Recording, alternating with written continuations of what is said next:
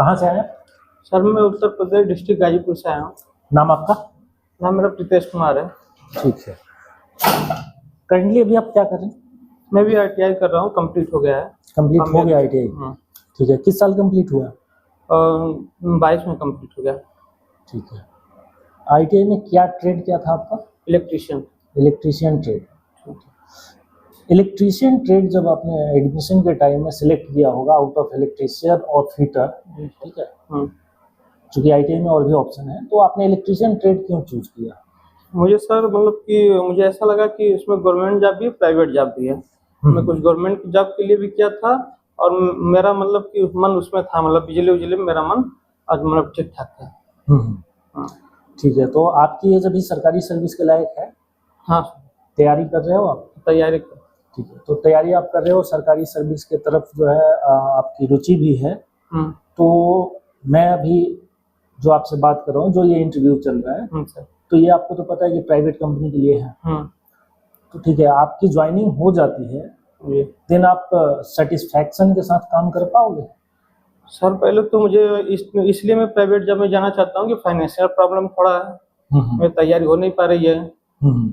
यदि मेरी ज्वाइनिंग हो जा रही है तो आगे अगर मेरी ज्वाइनिंग हो जा रही है तो मुझे छोड़ना पड़ेगा। ठीक है, मैं आपको रोकना चाहूँगा, लेकिन फाइनेंशियल प्रॉब्लम है, इस वजह से अगर आप अपना रास्ता बदल रहे हो तो फिर ऐसा नहीं लगता कि कुछ टाइम बाद आप जो आपका ड्रीम है गवर्नमेंट जॉब का, वो आपके हाथ से फिसल जाएगा? जो आपने इतने दिन तैयारी करी है, ये तो बीच सफर से मुड़ना हो गया ना। तो मैं दोनों करना चाहता हूँ ना, मतलब मैं तो प्रिपरेशन कर लिया हूँ जितना मतलब करना था, अब मैं सोचना है जॉब भी हो जाए, आपकी साइड में वो भी चलता रहे। चलिए ठीक है, ठीक है, वो एक अलग मुद्दा हुआ, उसको छोड़ के हम आगे बढ़ते हैं। तो प्राइवेट सेक्टर में आप काम करना चाहते हो, ठीक है, तो आप ऐसा कीजिए, थोड़ा सा आपके सब्जेक्ट के बारे में हम चर्चा करें। जी सर। ठीक है। आपने ITI इलेक्ट्रीशियन से किया है, किस साल पास आउट हुए थे? 2022 पास आउट। ठीक है। आपने रेगुलर क्लासेस करी? जी सर। ITI में? ठीक है। ITI में पूरे दिन का क्या पैटर्न क्या होता था आपके क्लास का?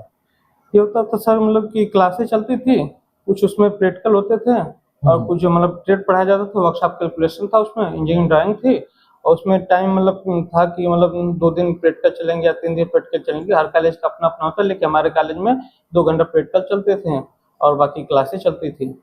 ठीक है।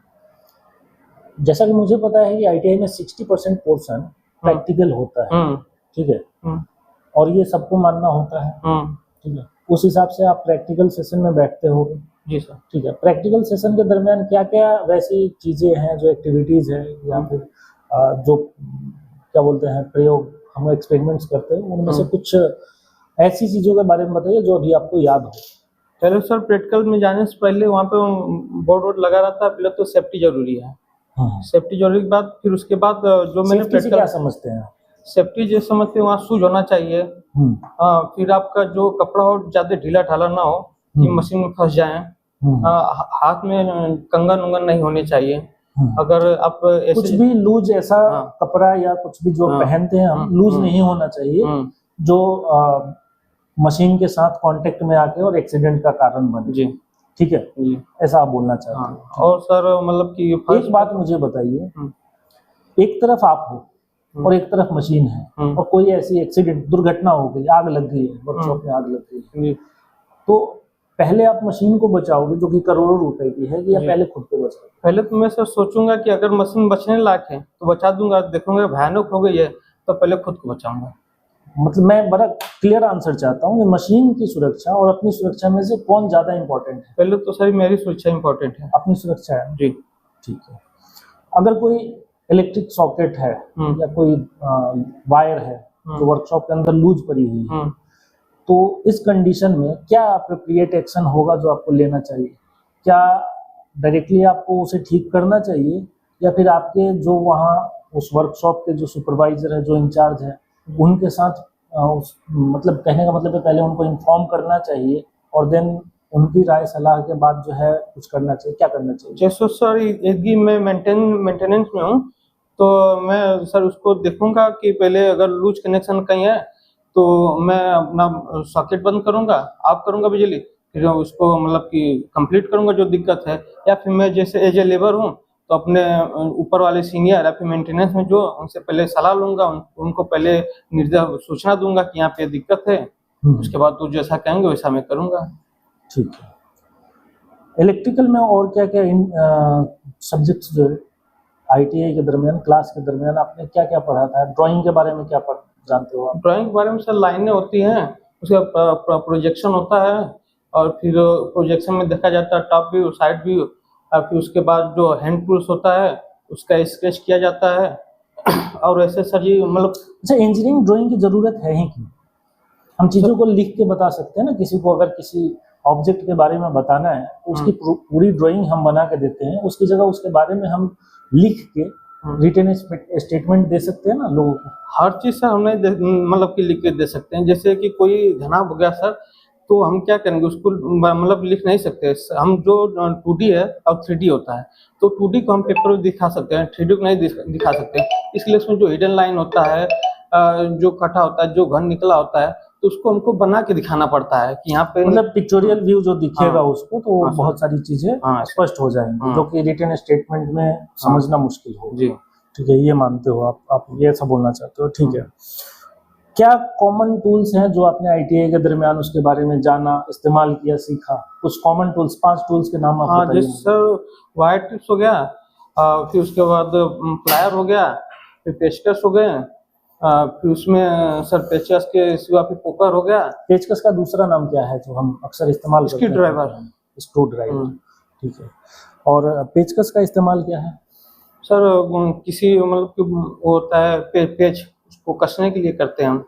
और पेचकस में एक होता है जो बिजली जो टेस्टर करते हैं, उसी का रूप होता है। क्या टेस्टर को हम पेचकस के तौर पे इस्तेमाल कर सकते हैं? नहीं सर, नहीं कर सकते। करना चाहिए कि नहीं करना चाहिए? नहीं करना चाहिए।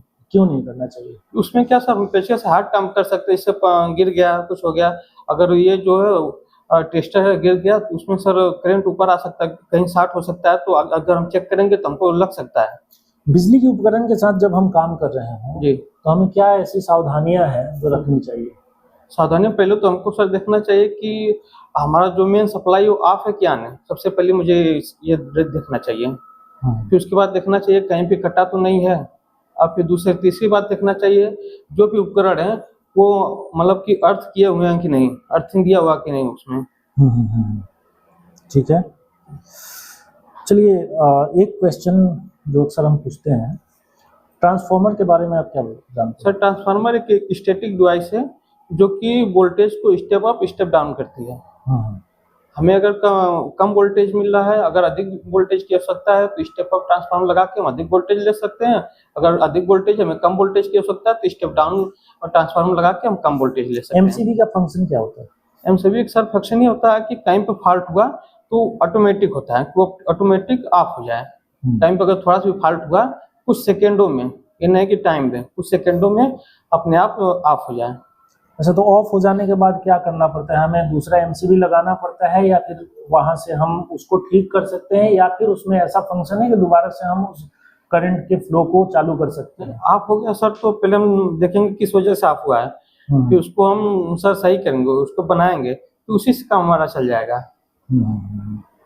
अगर एमसीबी जल गई, कुछ हो गई, तब दूसरा हम लगाएंगे। फेज न्यूट्रल और अर्थ एक सॉकेट के अंदर होता है, तो उसको कैसे पहचान सकते हैं? जो सर न्यूट्रल होता है मोटी होती है, 3 होता है उसमें, फेज न्यूट्रल अर्थ। जो न्यूट्रल होगा इनका कोई कलर कॉम्बिनेशन होता है? हाँ सर। क्या होता है? जो एक होता है मतलब कि रेड होता है, फिर ग्रीन होता है जो न्यूट्रल होता है, एक ब्लैक होता है अर्थ, एक ब्लैक होता है जो कि न्यूट्रल होता है, एक ब्लैक होता है जो अर्थ नहीं सर, ग्रीन होता है अर्थ होता है, ब्लैक होता है। एम्प्लॉयबिलिटी स्किल सब्जेक्ट आपने पढ़ा था? हाँ, ठीक है।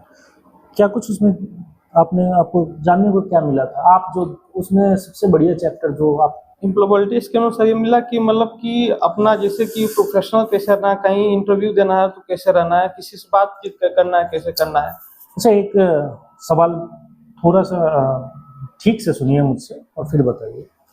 आईटीआई के जो कोर्सेज हैं ये तो एक तरह से टेक्निकल कोर्स है, जिससे हम तकनीकी में कंपनी में काम करने वाले जो तकनीकी लोग होते हैं वो ये जरूरी होता है। लेकिन इसमें एम्प्लॉयबिलिटी स्किल का क्या रोल है? क्यों एम्प्लॉयबिलिटी स्किल पढ़ना चाहिए लोगों को? सर अपने को सर बेहतर बनाना, जैसे कि वही सर इंटरव्यू देने जा रहे हैं या फिर कोई सोचने समझने की क्षमता भी उसमें आती है सर, कि हम कैसे दूसरे के सामने बात करें। सर यही सब होता है कि मतलब कि हम कैसे कपड़ा पहने, कहाँ पे हैं, कैसे हमें रहना चाहिए, किससे कैसे बात करना चाहिए। अधिकतर उसमें एम्प्लॉयबिलिटी में यही है। एम्प्लॉयबिलिटी में है, ठीक है। काम करने के दौरान जब आप कंपनी में होंगे तो कई बार हो सकता है कि कुछ प्रेशर आए जी। कभी ज़्यादा काम करना पड़े, जी। और तो उस कंडीशन में आप कैसे खुद को हैंडल करेंगे, क्या करेंगे? जॉब रिजाइन कर देंगे, या फिर अगर कुछ बहुत ज़्यादा दिक्कत लग रही है तो आप अपने इमीडिएट सुपरवाइजर के साथ शेयर करेंगे अपनी तकलीफ को, कैसे उसको हैंडल करेंगे? पहले तो सर जहाँ तक होगा वहाँ तक हम प्रेशर को झेलेंगे। अगर नहीं हो पाया तो फिर हम सीनियर हैं, जो सीनियर को हम बताएंगे कि हमको प्रेशर बहुत ज़्यादा हो रहा है, कोई दिक्कत हो सकता है, फिर हम सीनियर से सलाह लेंगे। नहीं तो जहाँ तक हो सकता है, जहाँ तक हमारी कैपेसिटी होगी वहाँ तक हम उसको मतलब करने की कोशिश करेंगे। ठीक है, ठीक। धन्यवाद। ठीक सर।